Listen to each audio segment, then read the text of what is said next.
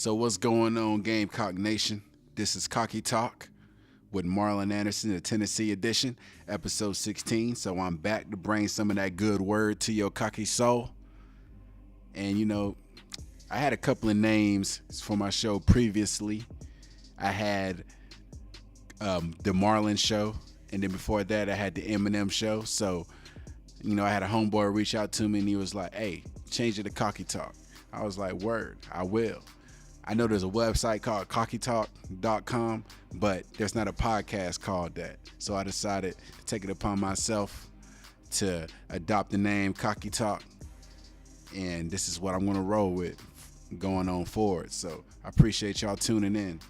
So since I've been gone, our beloved Gamecocks, they won against Missouri in a nail biter, and they lost against Texas A&M in another game in which they had opportunities to win. But anyway, it's on to Tennessee, who can very much beat us, just like anybody else left on our schedule, probably except Chattanooga.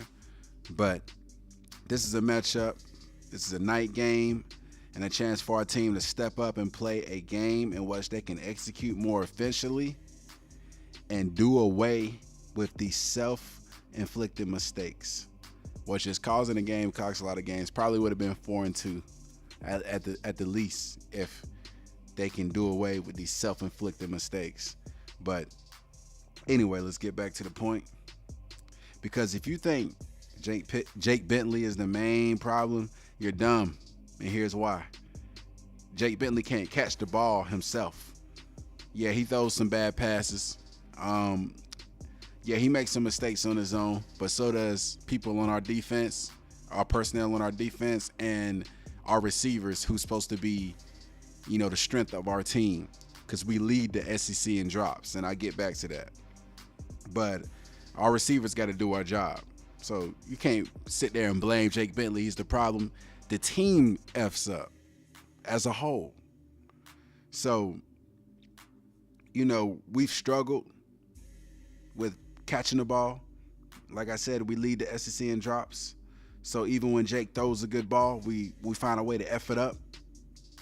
So they got to stop doing that and take advantage of every opportunity that they have, especially on the offensive side of the ball, because if our defense is getting us a stop, we got to take advantage of that, because our defense is what it is.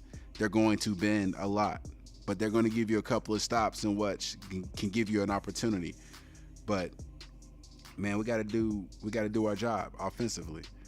So looking at Tennessee, they're led by head coach Jeremy Pruitt, of course, underneath that Saban coaching tree. But he's now the head man for the Vols. So offensively, they haven't been very efficient.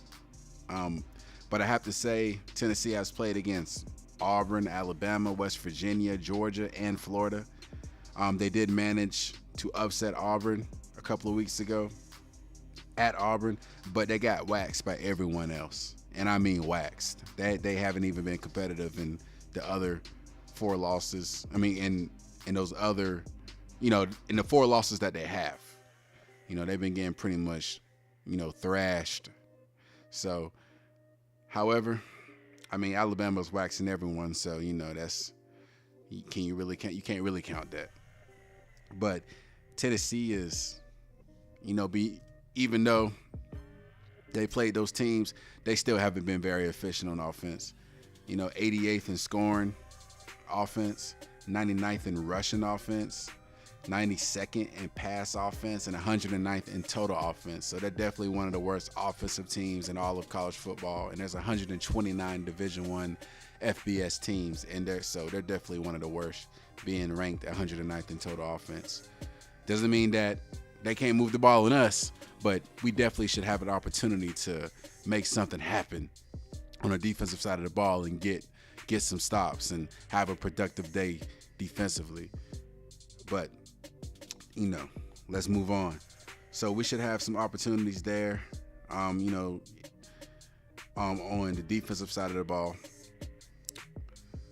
But getting to our offensive side of the ball, if our offense executes well from every phase, they should have some opportunities as well. Tennessee's defense is not world beaters. They're 71st in run defense. They're 61st in pass defense, 89th in scoring defense.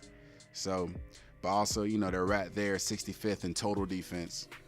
And, we're only a couple of spots above at 61st. So, but there's definitely some opportunity there for our offense to be able to execute throughout the game, which I hope they can do. That's what we need. We need to have a complete game of both sides of the ball. So, in this game, we're going to need to get some turnovers in this game. We're one of the worst teams in the country in creating turnovers.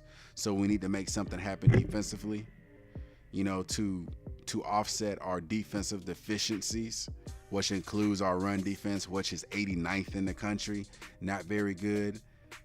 And also gaining turnovers, which is 111th. And that's out of 129 FBS teams, as I already said. So that lets us know we're definitely one of the worst teams by far. And we're tied with other teams. So we're definitely one of the worst teams at 111th in creating, and gaining turnovers. And that was one of our strengths last year. So definitely one of our weaknesses. But honestly, this is a late October game under the lights in Williams Brice. It's going to be brisk and cool in Columbia, and our crowd better show up and bring some energy, some strong energy, which I'm pretty sure Gamecock Nation will show up. The fact that it is going to be a late game, we're going to be wearing black on black on black. So let's see what happens. Also, booing Jake Bentley is not going to help us win. So chill with that. He's going to play. He's going to start. We need to support him. He's definitely not the reason why we're losing these games as a team. We're losing these games as a team. Every phase. Defensively, in every level of the defense, we have issues, from the secondary to the defensive line to the middle line to the linebacker core. And then our offensive line has probably been playing most consistently out of every position that we have, from offense to defense. They've probably been definitely the most consistent. So, but our running backs can play better. They need to do better as far as making one-on-one plays and being smart and knowing how to stick their foot in the ground and get as most yards possible and get vertically upfield. You know what I mean? We need a running back that's going to make plays on their own. You can get 3 to 4 yards on your own.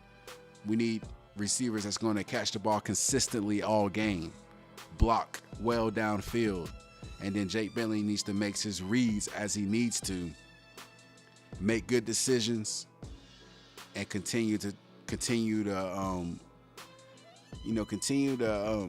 play well, the QB position. Well, play better, because he definitely can play better.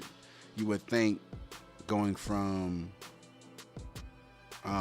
his freshman year and his sophomore year, that he would be playing at a higher level and not turning the ball over as much as he has.